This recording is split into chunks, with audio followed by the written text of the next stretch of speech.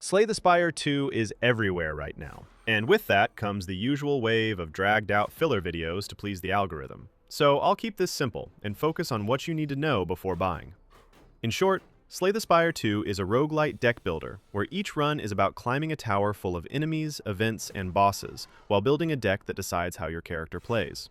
If you've never played the original, think of it like a turn-based RPG, where your abilities are cards, your deck is your build, and every fight keeps asking whether you attack, defend, or set up a stronger next turn. A run starts with one character and a basic deck. As you climb, you choose routes through the tower. Some paths lead to normal fights, others to elite enemies, treasure, shops, campfires, or strange events. Every fight gives you new cards, and that's where the real game begins. Because the goal is not to build the biggest deck, it's to build the most consistent one. If you keep taking random cards, the whole thing falls apart. If you build around a few strong ideas, almost every draw starts working for you. Combat is turn-based and energy-based. Each turn you draw cards and get limited energy to spend. Some cards deal damage, some block, and others apply effects like poison, strength buffs, or extra card draw. What makes it work so well is that enemies show their intent before they act. So instead of guessing, every fight becomes a small puzzle. Do you block now? Or take the hit because setting up this turn gives you a stronger one right after? That's also why the system feels deeper than it first looks, because the game pushes you towards synergy instead of raw power. A card can look weak on its own, then suddenly become part of your whole strategy once the right relic or support card shows up. Relics are passive items you find during a run, and they can give extra energy, reward certain playstyles, or change how your deck behaves.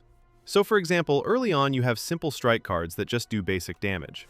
Later you might find cards that trigger attacks when drawn, or relics that reward you for chaining attacks together, and suddenly those same weak strikes start turning into free damage as your deck cycles. Slay the Spire 2 keeps that same foundation, but pushes it further in a few clear ways. The easiest difference to spot is the new engine. Characters, enemies, and environments are now fully animated, so the whole tower feels more alive right away. But the bigger changes are inside the run itself. Returning characters are not just copied over, their card pools are being reworked.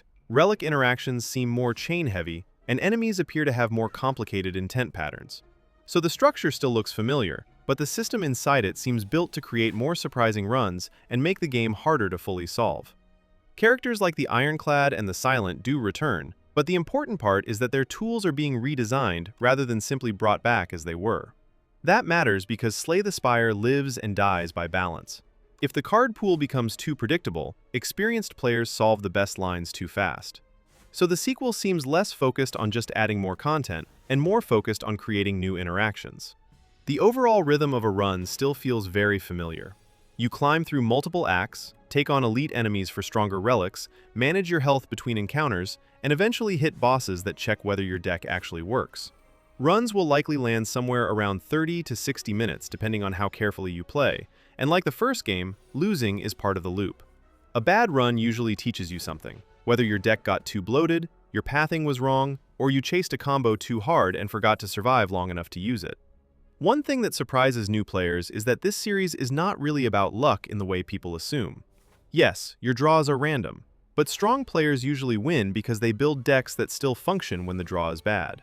That idea is a huge part of why the first game became so popular. So Slay the Spire 2 is not trying to reinvent the formula, it's trying to make it deeper. More interactions, more difficult enemy patterns, and more ways for a run to either spiral into something broken or fall apart because of one bad choice earlier. If you like games where strategy comes from systems instead of scripted builds, this is exactly that kind of game. And if you want to go from one of the most known games out there to something way more underrated, check out my Planet of Lana video. That was it. If you like videos that do not waste your time, then please consider to like and subscribe regardless. Thank you so much for watching, and I hope to see you in the next one.